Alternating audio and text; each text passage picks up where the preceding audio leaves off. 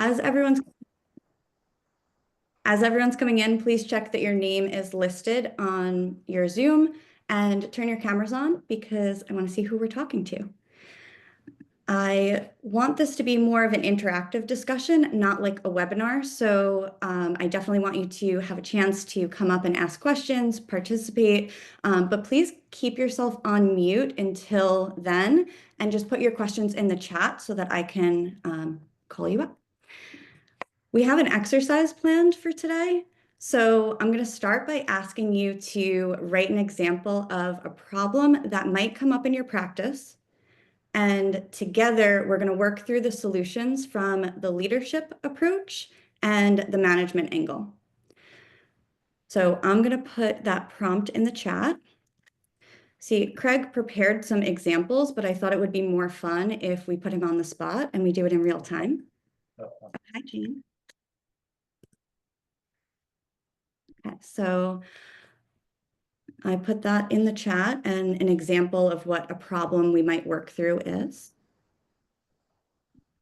While you're thinking of a response, just a quick reminder, you will receive an email with a feedback survey, and I personally read all of those responses. So it's really helpful if you fill them out. If you were here in January, you might notice that today's format is pretty different from the first time that we ran through it. So please take a minute to fill those surveys out. Okay, I'm looking for your answers in the chat.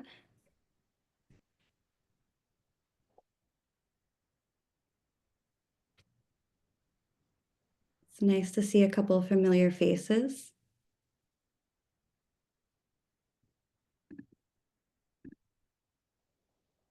Okay, and I see a couple of people are just coming in, so I'm going to put that prompt one more time.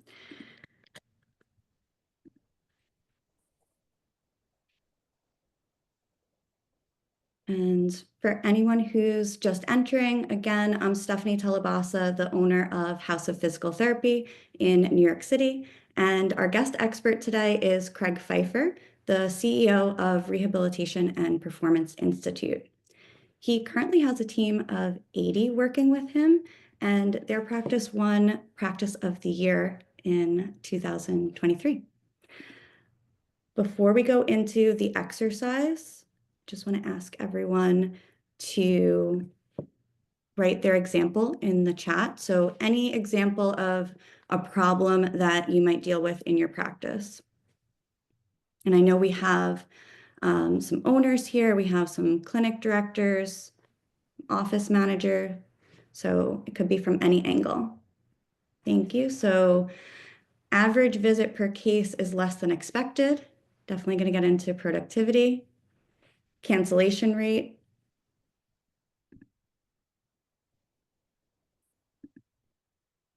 And if you don't have a specific problem, maybe just share what you are looking for out of today's discussion. So what made you sign up for the leadership topic specifically?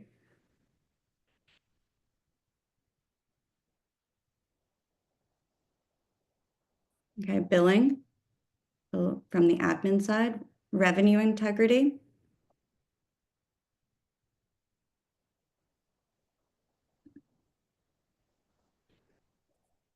And if it's too long to type, I know sometimes the Zoom chat can be frustrating. If you want to unmute and share your reason for coming today.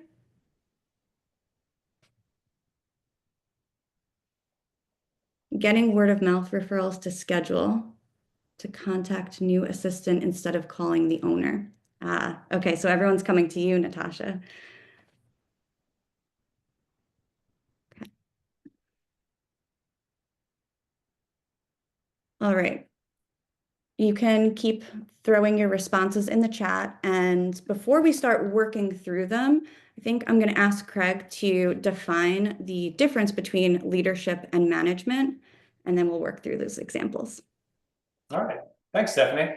So I think simplified, the difference is leadership is more preparing the person for the path, and management is preparing the path for the person. one isn't inherently better than the other. Some situations, there's a better leadership solution. Some situations, there's a better management solution. The problem with over leading and not using management at all is that it can be exhausting for people because you're not building better systems and processes for them. The problem with over managing is now you are only focused on the system and processes, not the person development. So we are in a very human business, right? There's a ton of gray area. We are a human being with a unique experiences, unique nervous system, unique expectations, unique wants, unique desires, and we're working with a person in front of us who has a unique nervous system, unique experiences, all those unique things about them. And what wins overall is better people, us being the best version of ourselves on a daily basis, day in, day out. And that's what the leadership takes. So over management equals burnout from a not having personal development. Over leadership can equal some exhaustion because we're not taking these easy problems that we can have better systems and processes to help get those out of their way. And so you got to use both. I like the way that you described management. I was kind of thinking this through when we had our call last week. I never thought of it as making processes more efficient. We kind of think of management as having a negative connotation. So I think that's a really big thing to highlight, that we need both. Mm-hmm.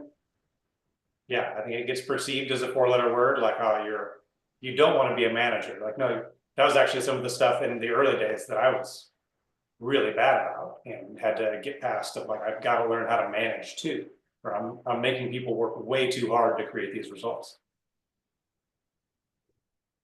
So let's go right for the biggest one. Therapist isn't meeting productivity expectations. What's the leadership approach?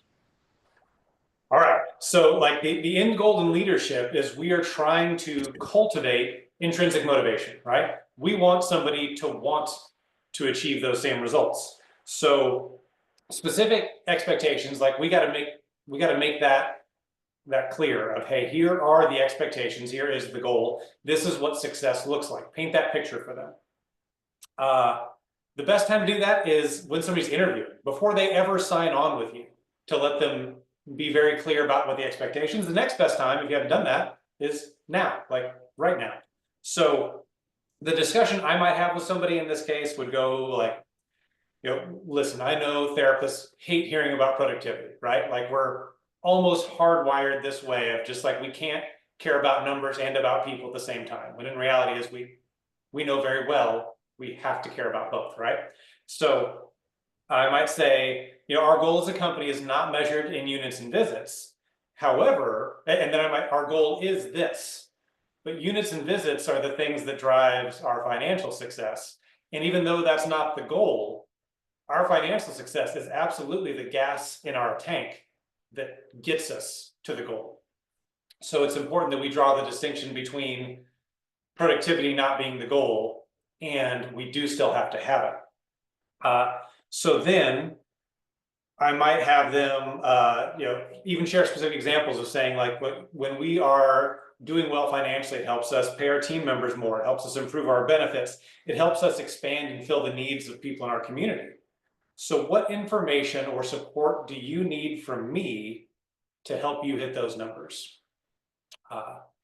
So now you've pulled them into it. You've shared with them why it matters. You've created clarity for how that helps you meet your goal or your vision as a company, and the good it does for your own team and for the people in that community. And now you've pulled them in, because intrinsic motivation, you can't give it to somebody. You can't lay it out in front of somebody. You have to invite them into thinking about it for themselves. So now they have to think about, what do they need from me to hit those numbers? And they might not know that day. You might need to come back to them in a couple of days, and it might need to be future discussions. But now you have hopefully sparked some thought in them. You've invited them to be a part of this decision-making process. And that would be the leadership example in this. From a management standpoint. Before you keep going. Okay. Yeah. So this person feels like they're doing all of the things. They're putting in the effort. The reason their caseload isn't full is for things outside of their control. That's what you're hearing in the conversation. Right? I can't We've all control heard that, right? it. Like that is pretty normal. Like we've all felt that too, of just like there's too much out of my control. Right? Yeah, so that's the feedback that you're getting. And then you're asking, okay, what can I support you better on? Well, I need more people if, my patients are going on vacation, or right, I can't control what the front desk is doing with booking new patients. Yeah. So where are we going here? What does that support look like? Let's get a little bit more tactical. Like into the leadership, like some of the specifics there. Yeah. Yeah, what Yeah. are we saying as we're getting those like real feedback, right? Yeah. Somebody had in the chat that I think is really good in this of they're seeing the owner has a much lower cancellation rate than some of the other therapists. And the visits per new case for the owner is way higher than new therapists. Like right there, you hit on our #1 problem as a profession. It is, depending on your source, somewhere between like only 10 and 30% of patients actually complete a course of care in physical therapy, right? So I've never had a group of therapists that I shared that number with. I think most owners are aware of something like that it's not very good. But a group of therapists who aren't astonished to hear that and aren't taken aback by, wow, people don't value what I'm doing the way I think they should. So I think one, sharing the information of, yeah, this is a problem for our profession. And we are trying to rise above that. We are trying to be better together. So what I can see from your objective numbers is that when patient sees this other therapist, they average about, we'll say 12 visits per case. When patients see you, they're averaging 8 visits per case. Now we can look at that and say, wow, you're getting your patients better so much faster than everybody else. And maybe that's true. And maybe we have data to prove that one way or the other. But based on what we know is happening nationally, what it means is your patients are dropping out at a higher rate than everybody else. And I know that's not something you want. And I know it's not what they want either. It's not what's best for them. So now let's sit down and problem solve that together. So now you've given them another layer of information and invited them into having a better understanding of all of it. So is that deep enough there? Well, you got to the example of what the therapist cares about, right? Yeah. You gave us the goal and then we kept going, but the goal is that their patients get better, right? Because Yeah. the financials, the numbers, the most therapists, right? Even most of us as owners when we first start don't really care about the numbers as much. We care about the people. So bringing it back to what does this mean for your patients? And be prepared for that to hurt and for that to sting. Like when if you get told like, wow, your patients are not completing care, like even if they're 50% would hurt all of us, right? To know that 50% of our patients are dropping out of care, and that would still be twice as good as national average. So be prepared when you share this number with somebody that their patients are dropping out of care, that it's going to hurt them and it's going to sting. And it might take a little bit, there might be a little bit of defensiveness, and it might take a little bit for that to sink in. And that's why some of these things you can't change it overnight, because they're going to go through that like denial and not accepting that this potentially is the answer. Is we got to find ways, and there are ways to help your patients stay more engaged with you and in their care process. Perfect. So what would the management approach look like? All right. So let's say that the problem is your patients are dropping out of care at a higher rate than the other therapists in the practice. The general reason for that is communication. So look, a lot of things, you get down to the research on therapeutic alliance and all that, and what patients want is really good communication. And one of the things that we'll do in our practice is we'll say with the new therapist, the most important parts of that session are the very beginning and the very end. And when you crush the communication from the very beginning of that session and you crushed at the end, you leave them with a really good feeling that, hey, I know what we did today, I know it helped, and I know where we're going to start next time. So we call those 30-second opens and 30-second closes. And what you're going to do, we're going to have a little chart in the back. You've got 12 patients scheduled today. Every time you do a 30-second open, I want you to put a mark here. Every time you do a 30-second close, I want you to put a mark here. At the end of the day, we want to see 12 marks, each category. And I'm listening for you from across the room. I'm listening for, are you opening that session basically with, hey, here's what we did last time. We worked on this. It helped improve this. I gave you this to do at home. The goal of that was that gets us closer to here. And now I'm going to connect that to your goal over the therapy process. And if I can connect all those things for you, and it only takes 30 seconds, well, we've set the tone for a really awesome treatment session. Same thing at the end. Hey, we did this and this. That went really well. So I gave you this to do at home. If we do that and that goes well, I see that helping you do this, and then that'll help you meet your goal in whatever time frame. And now you've closed the session really well. They're excited to come in and see you next time and make some more progress. So that's our system of saying, like, let's help patients not drop off by communicating really well. And there's a management piece of we're making marks on a sheet in the back. We're just tracking it every time you do it.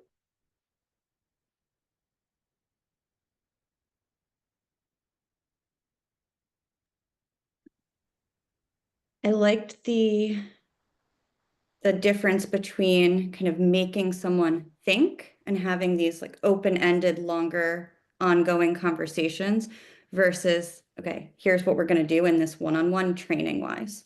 Yeah. So here's I'm going to invite you into the problem solving process. It requires a lot of energy, right? That's what leadership is. You can't, somebody has to be actively involved in their own growth and development. Whereas the management, it's do this thing works. We have this system, you use it, it works. All right. Do we want to do one of the examples that you gave us, or do we want to do one of the admin examples? Because I feel like there's some in here about new patients. So let's go into the new patients. We're talking about how many times to contact a potential inquiry before moving on. So that's kind of figuring out, okay, how often do I have to follow up with that patient? And I think Sean also brought up a similar topic of receiving orders and then waiting to schedule. So that would be, kind of just from that admin side of things. What's the leadership approach to have a conversation about that?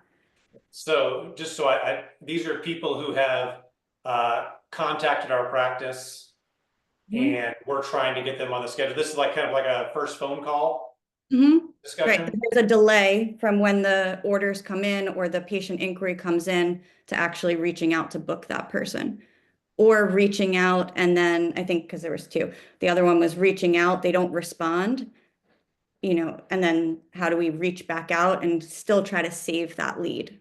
Yeah. All right. So Steph, I also want you to hop in here for any thoughts you have. I'm going to make the host do some work too. All right. So I'll start actually on the management side of this one, as far as like a system that I think works really well. I think we've all like walked into the healthcare office, probably like your doctor, your pediatrician. Like I know those experiences when I walk in with my kids, and there's like the closed glass window, and there's the person sitting behind there that looks really upset that you even bothered to show up today. Like you were just ruining their day that you're there. It's like, listen, I don't want my kid to have 103-degree fever. Like this is not great for me either. But like that's what people are kind of used to in healthcare, right? That's almost like the expectation of what this is going to be. Now, I also know when I call that place to get scheduled, it's name, date of birth, insurance information, right? It is cold hard facts given to me, right? So when we call somebody to schedule or they call us to schedule, we tell our front office team that we want it to feel different from the first words out of your mouth. We want them to feel like, oh, this is going to be a different kind of experience for me. And we've even ordered our, kind of like designed our EMR setup to where our front office team has to input this information before they can input some of the more demographic stuff. So the most important stuff that we want patients to feel is we want to hear your story and we want to know your goals. And if somebody asks why, what we're going to say is like, hey, we want to make sure that we're the right fit for you. And if we're not, we're going to be able to help you find who is. But that's our first thing today is we want to make sure that we're an awesome fit for you, take care of you. So that to do that, we need kind of what's going on with you. And we need to know what success looks like for you in this process. And we'll talk them through that. And then at the end of the call, we are still going to get some demographic information, right? But right now it's about you as a person, and that feels so different. So that's like management for us. On the leadership side, when we bring on a front office person, we'll talk with them about, hey, how does it feel? The last time you went and saw your doctor, what did it feel like? And how many times did you repeat the exact same thing in terms of what's going on with you? Because I bet you told them on the phone, and then I bet you told them when you got in, and then I bet a medical assistant brought you back and you told them the same thing, and the doctor came in the room and then you told the same thing, right? So like that repeating of information, does that feel like anybody's listening to you or anybody's hearing you? When somebody doesn't look up at you when you walk into the room and can only be bothered to barely make eye contact with you after they've already typed in some things to their computer, like how does that feel to you? Is that how you want anybody to feel when they interact with you? And I think that's the leadership part. If you bring people into the realization that, man, that front office position is powerful. And there are people who can make our day better with a 15-second interaction. If I go to the grocery store today and I check out and that person seems like they're happy to see me and they smile at me and they say hi, my day is truly meaningfully better because of my interaction with that person. And that is a power that we have, that our front office team has. And just inviting them in to think about how that feels and what they can do for others. I think that's the leadership piece here. Are you shopping at Publix? I live in the Midwest. We don't have these places. Yeah, people aren't usually happy in the New York City grocery stores where I'm used to shopping. So in Publix, it's like, oh, they actually want to have a conversation with me. This is new. Yeah, New York City, some of these suggestions might come off creepy. I'm not sure. Midwest nice over here. Sean, is there anything that you want to add about that specific? Because I think you had a very specific kind of interaction with receiving the orders and that process.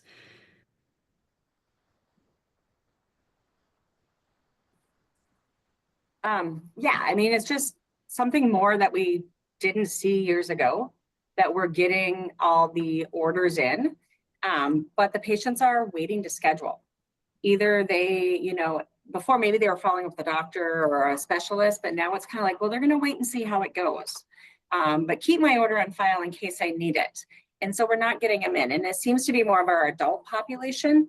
And I think we're finding that maybe, you know, they're checking Google and trying to do their own treatments. And we're like, how can we get them in to at least get that eval in a couple sessions, you know, to do maybe their pain and their swelling, you know, so how to get our front desk to get them in, or how else do we get that out there? Or I guess, I don't know, that they want to come in for a few visits. So they are like, you are actually talking to them. It's not that they're just like not answering phone calls or whatever.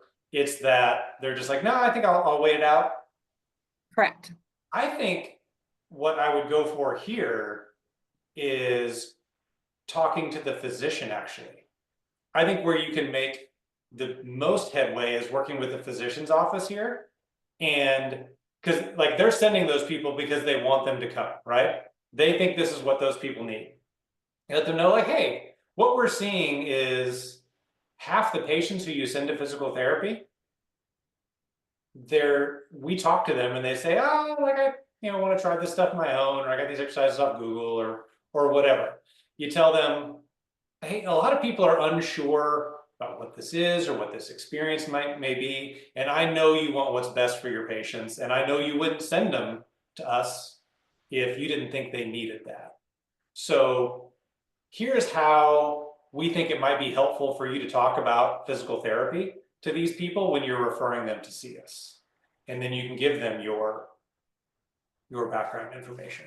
So that's how I would do it. Is I think it's hard when the patients, when you're trying to sell yourself, is always harder than if you can get somebody else to sell you. And like you can, if you go from 50% to 60% or whatever, you improve, like that's a big jump from these things. It'll never be 100. I don't know anybody who gets every referral in the door. But I think if you can get up to like that, like 80–90% level by having the physician sell you, and you've got to capitalize on the fact that I know you're an awesome doctor. You want what's best for your patients just like we do, right? Because nobody's going to disagree with that statement. We all have an ego. Perfect, thank you. Yep. My marketing brain likes that approach because that's taking the feedback that you're getting from your team and then bringing it back up front to the messaging that people are hearing before they even call. So I would think. I know that, like example, we send the doctor a letter after we've tried contacting them 3 times and they haven't, or, but if we've actually talked to them, then we haven't really been contacting them. So I think we need to do that kind of from the start, or I need to look at maybe even which doctors, if there's a trend in which doctors that these are coming from, and send that letter with that information. So it's just great to hear you and to get that spark of what else can we do. So thank you very much. Yeah, happy to help. That was a great management approach. Nisha, you asked what's the difference, or does leadership and management get delivered by the same person, or are these 2 different people? So Craig, are you delivering both of these approaches, or how does this work in real time? I have found that I need to surround myself with some really good process people, because I love like working with somebody in the leadership part, and like inviting them into.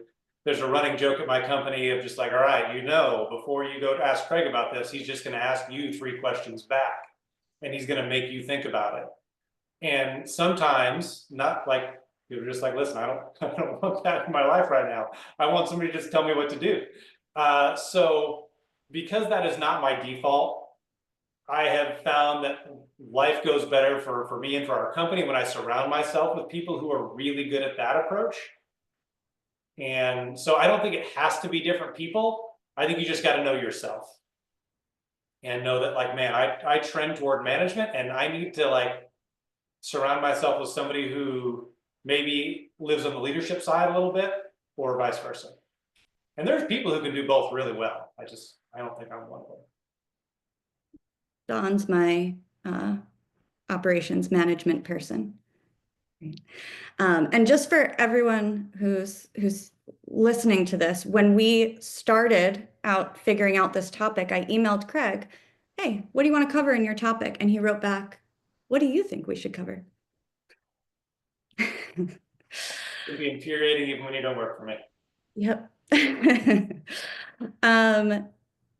Okay, let's see. Let's go into one more example that you had, because I think this one definitely happened in my office, and it was very easy to come at it from the management approach. So a therapist isn't contributing around the office.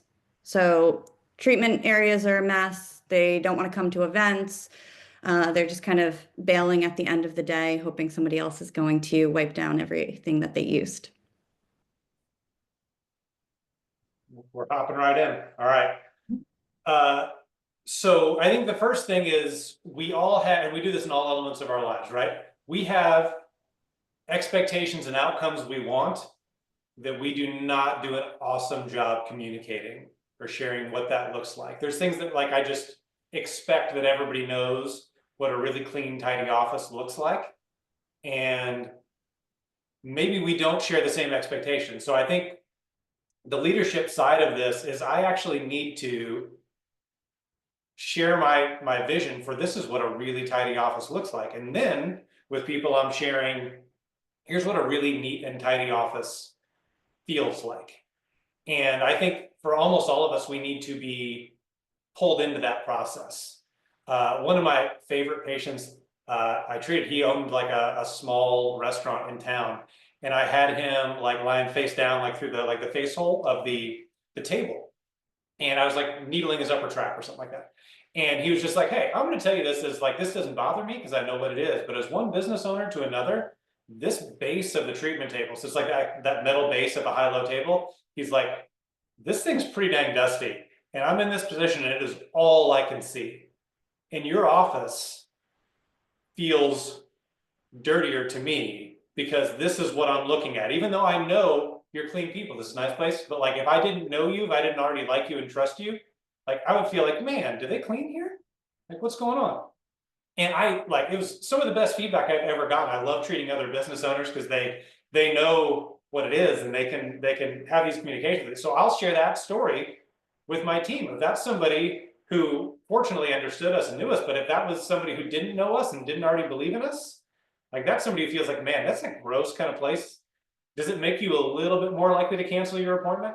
Does it make you a little bit more likely to drop out of care when it happens? Yeah, it matters. Let's make our jobs easier on ourselves. Like if somebody is already fighting, like, oh man, I don't know that I want to go like roll around at their office. Like we just made our job harder, right? And I don't want to make anybody's job harder. At the same time, if something's not cleaned up, it's not picked up well, like that's stressful. It's stressful around my home and it's definitely stressful around my work.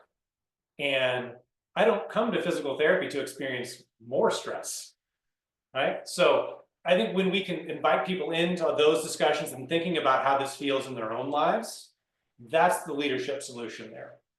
And then we get to share the vision of, hey, here's what a clean office looks and feels like. The management side, like it's like a checklist, right? It is, hey, end of the day, here is, whoever did it, we're gonna initial the top, your days are Tuesday and Friday. I'm doing Monday, Wednesday, this person's doing Friday. And at the end of the day, go check all these off. And if I come in the next morning and something's checked off and not done, we're gonna talk about it. So very different approaches there. I think both should get the job done, but. So I personally am anti-checklist.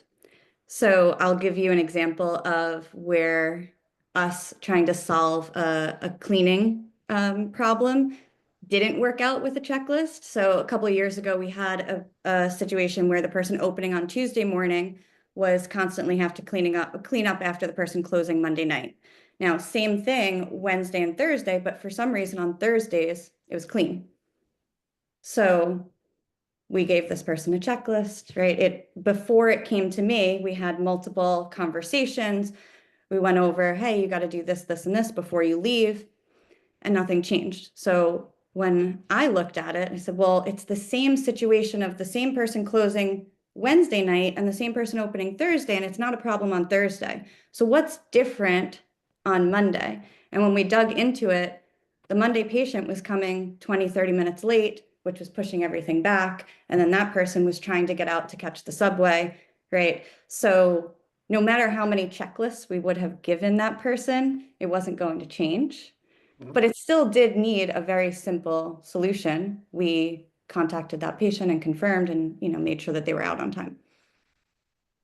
Yeah, it's hard. This is where there's like the balance between the two, right?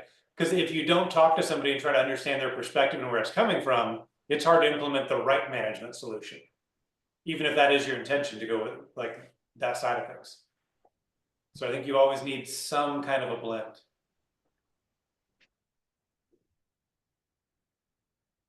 Does anyone want to jump in, or do you want to do one more example? Anyone want to raise their hand and come off mute? I could just call out the names that I recognize from last time, Andrew. Got anything for me? Sorry, I really don't have anything. I'm just enjoying the ride.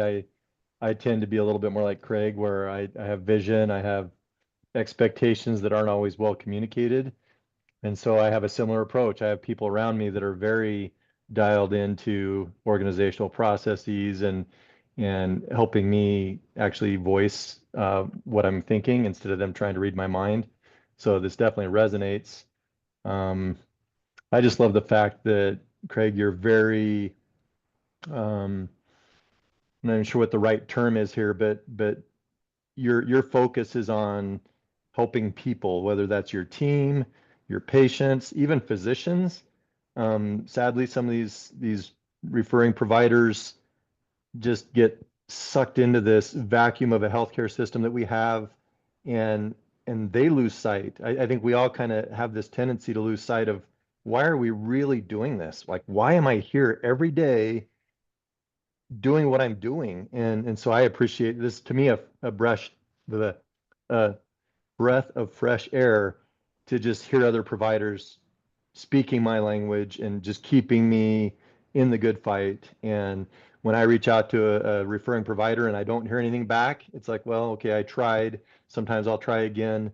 But occasionally we do get one that actually responds, and we start to develop this relationship where we realize, okay, we're each other's kind of people, and we really care about our patients. So I don't really have any specific examples other than I love the way that you look at this and create a team. No one person has all the answers. Definitely no one person has all the solutions, but together we can figure things out. We can take things to the next level and, grow things, but also help people, not lose sight of helping people. So that's all I have to say.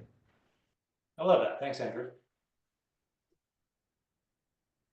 Let's go through a little bit more of a challenging one. So if a therapist doesn't seem like they're invested, and I think that was the way that you phrased your example, but I'm going to push it one layer further of a therapist has something going on in their personal life and it's pulling their attention. So maybe our traditional coaching isn't going to bring them in because they've got this other thing that's distracting them outside of office hours. Yeah. So, like, what I think we all feel for this situation, right? We all have had this person, we're working with them, we know this person, somebody who, like, personal life is heavy, and we don't get to, like, separate who we are at home versus who we are at work. Like, even, like, though we might try to at times, like, you can't fully be having a really hard time at home, having something terrible go on with a kid or a loved one or whatever. It comes with you to work, right? And at the same time, how good of a day you had at work comes with you back home. And nobody understands that better than leaders and business owners, right? So our first thing when we're trying to develop intrinsic motivations, we need to know where somebody is. We got to start from a place of understanding and curiosity, and what's really going on in this person's life, and how's that going? Because when we don't start there, I'm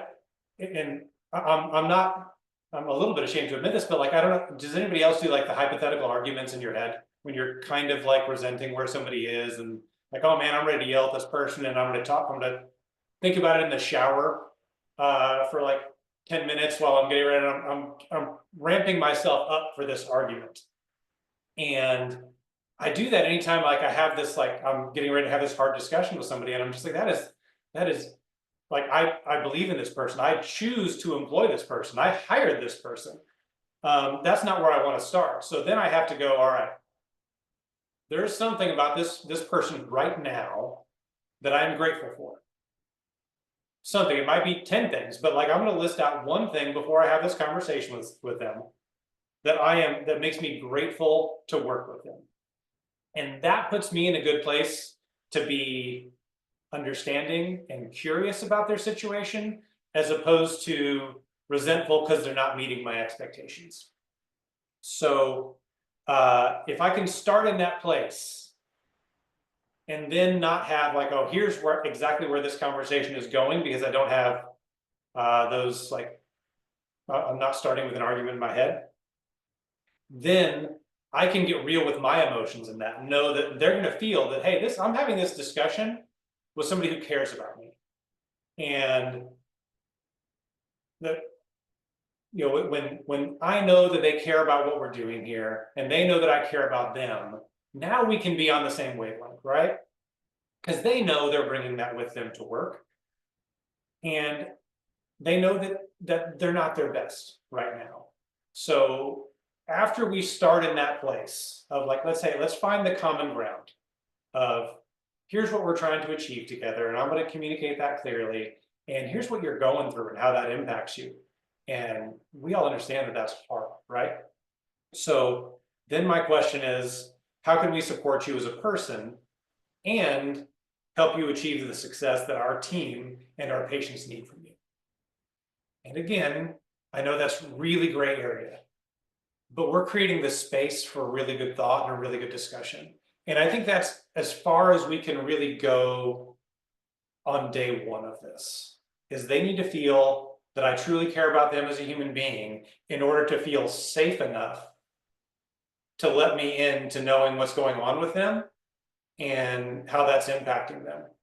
If they don't feel safe to do that, that they are cared for and they are well thought of there and they are valued, then all you're going to get is some superficial stuff of just like, oh, it's being a parent is hard.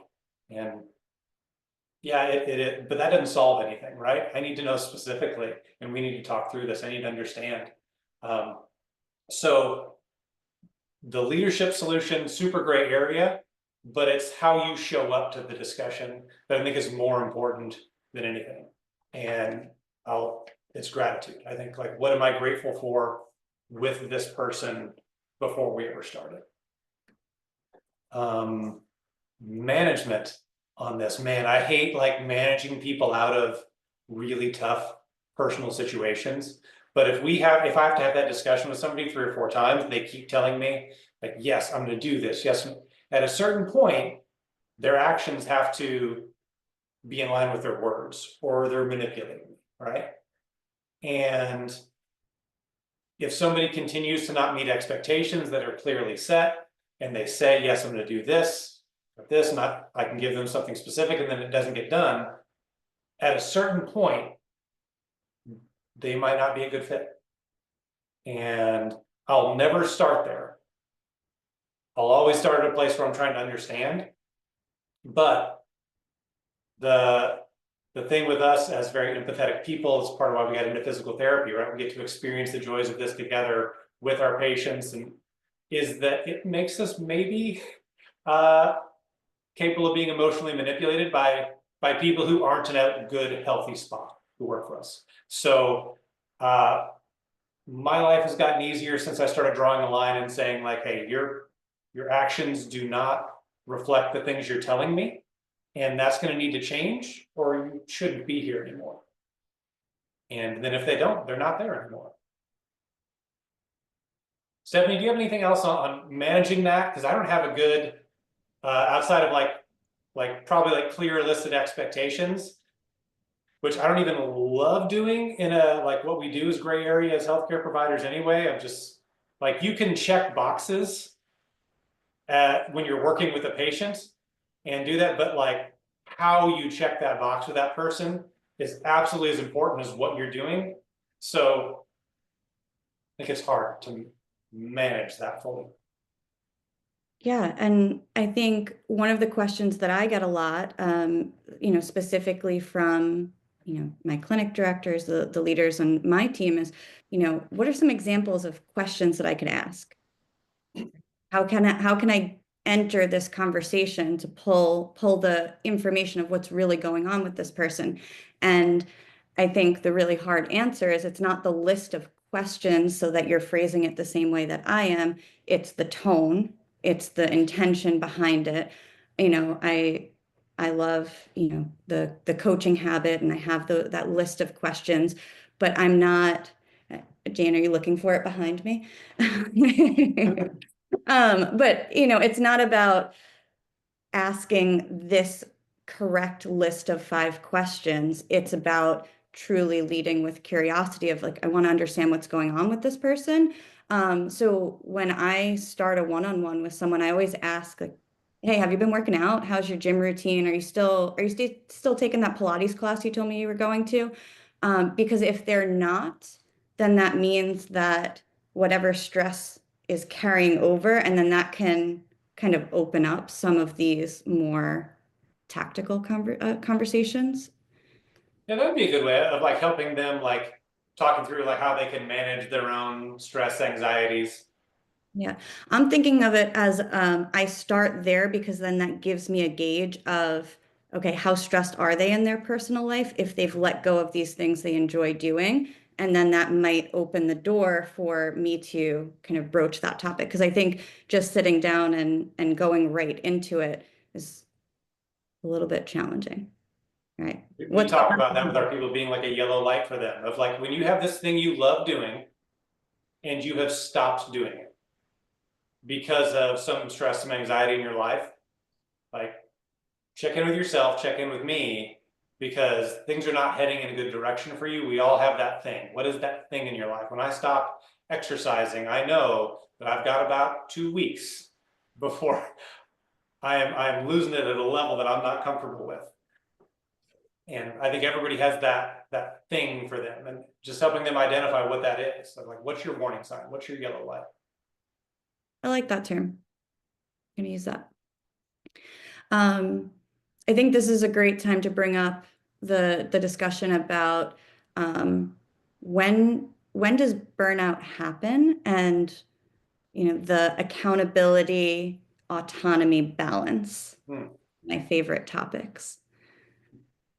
Right. So I am a firm believer in that part of our job is to match the level of autonomy and accountability we give to people. So if you're a math fan, this is a direct relationship.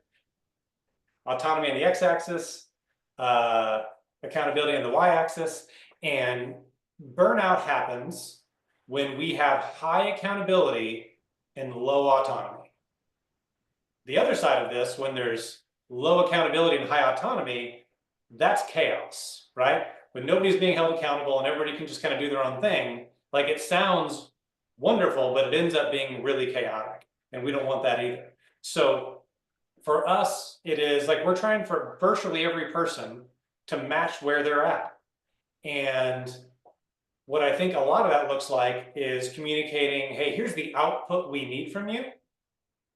How do you want to get there? Here's some suggestions that people have used to get there before. So the accountability autonomy curve is a big one in healthcare. And it's why I think like you look at maybe these like really large health systems and what physicians are dealing with and all this stuff, why you're seeing burnout at some really high rates in some of these places is they do have high levels of accountability that is expected of them. They just don't have much say in how to make it happen. And we are a doctorally trained profession at this point. Like everybody we're hiring, they are highly intelligent, highly capable people. They have done really hard things to get to this place in their life. Doesn't mean everybody's a great fit for our individual companies, right? But that our job is helping find the level of autonomy that they can handle and the level of accountability they're going to take for that. And what I've told most owners that I've talked to is if you're completely comfortable with the level of autonomy you're giving somebody, you're probably not giving them enough. You should be a little uncomfortable.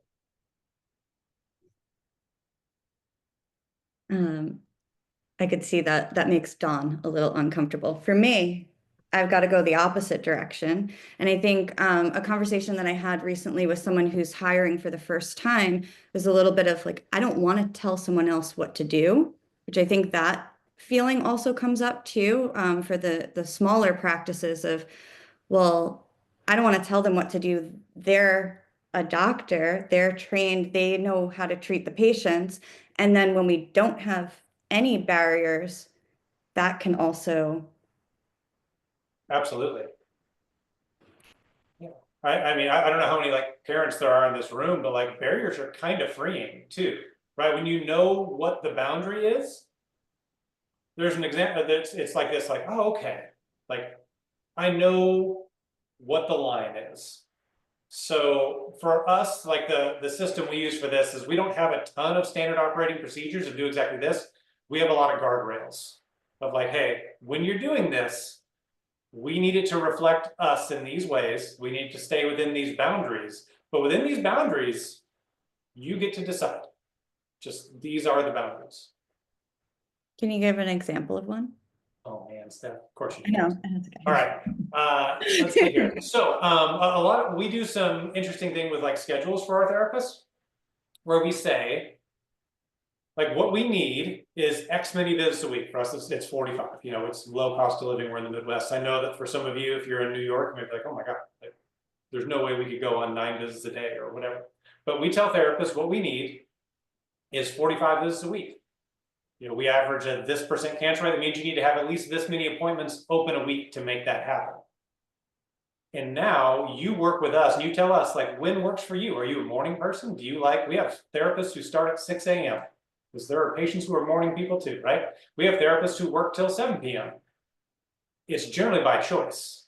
And the guardrails are, if you tell me like, hey, I want to work with youth athletes, and you tell me you want to work from 7 to 4, I'm going to tell you, one of those things has got to give, because you're not going to see youth athletes from, you know, 8 to 3, basically. They're not coming in. And most of them don't want to come in at 7 either. So if you really want to see youth athletes, then you're going to need to have lots of after school appointments available. So those are the guardrails for you. So we try to be really, and this is the thing we hear over and over. We give our team like feedback surveys of like, what do you like? And I use the word autonomy because I want to give like a ton of decision-making power. We want to make decisions at the most local level possible. What most people really think when I say it's like, oh, I love that I can have a flexible schedule. I love that I can, you know, have my midday dentist appointment and like, I don't need to worry about like that's something I can ask off for or whatever. It's like, I don't care. I told you I need 45. So you make that happen, go to that appointment. If you want to add one earlier in your day, if you want to add one tomorrow, if you want to do whatever, you take care of your patients, make sure they're taken care of, and we're good to go. So those are the guardrails. That would be an example of something we do, and they love the flexibility. I love that approach so much, and I could never do it in our practices because we only have 2 treatment tables because it's New York City and it's a shoebox, and that would mean that someone would be working on the sidewalk. A little different space environment. Yes, but I think you're probably paying a little bit more per square foot than we are in Illinois, Indiana, and Kentucky. So. We'll just put a treatment table in the bathroom, one on the sidewalk. Does anyone have any other questions that they want to bring up? Does anyone want to come off mute and ask Craig anything?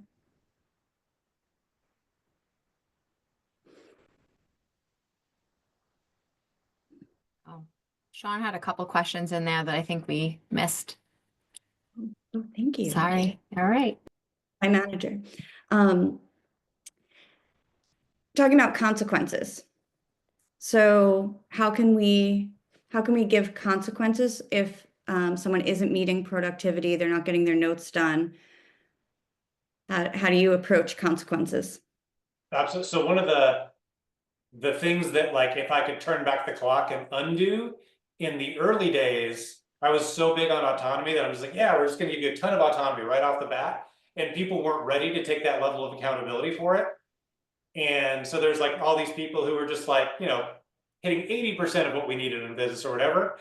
And like, we weren't able to like create consequences for that as fast as we could. Ultimately, so one of the things I'll have like pay discussions with people of just saying, hey, like, here's the range for your position in the company. Everybody is moving toward the top end of the range. Some people are moving there faster than others. The people who are moving there the fastest are hitting these numbers. So that's the discussion I'll have with somebody who's close, you know? If it is consistent and they're just show no desire to make it there, we are a high autonomy company and you need to be a high accountability person as a result. If you're not, and you want somebody to tell you what to do all the time, that's okay. It's just not a good fit for you here. So there are people where at a certain point, like if they're not getting it done, they're just not an awesome fit. They're probably not happy either. Of like, the challenge with a ton of autonomy is you got to make a lot of decisions on your own. Not everybody loves that. Some people just want to be told what to do. So the first is demonstrate that, like, if connecting it's something they care about. A lot of people it's pay, it's whatever, but pay is a pretty easy one to connect it to. It might be promotions, it might be advancement opportunities, any of those things. So I'll connect what they care about to the people who are getting it or doing this. The other thing is we're not for everybody. That was a tough lesson to learn, is that not everybody want to work in this kind of environment, and really that's just not true. Natasha, do you want to come off mute? And Sure, thank you. Thanks for this session. This is my first time joining. I am transitioning from, like, I'm on the fence, so I'm still staff and I'm wanting to open private. So I'm doing like a solo practice. But my question is referring, like, requesting not requesting referrals, but thanking referral sources like doctors. What is the current way to do that? Is it still regular mail? Is it email? Like, what's appropriate? Is it a phone call? Do you talk to the office manager? So I was like a director of a small practice like in 2008, and everything was just mail. So we would just send an email, an actual letter. But it's 2025, so. Yeah, I am curious to hear your response to this.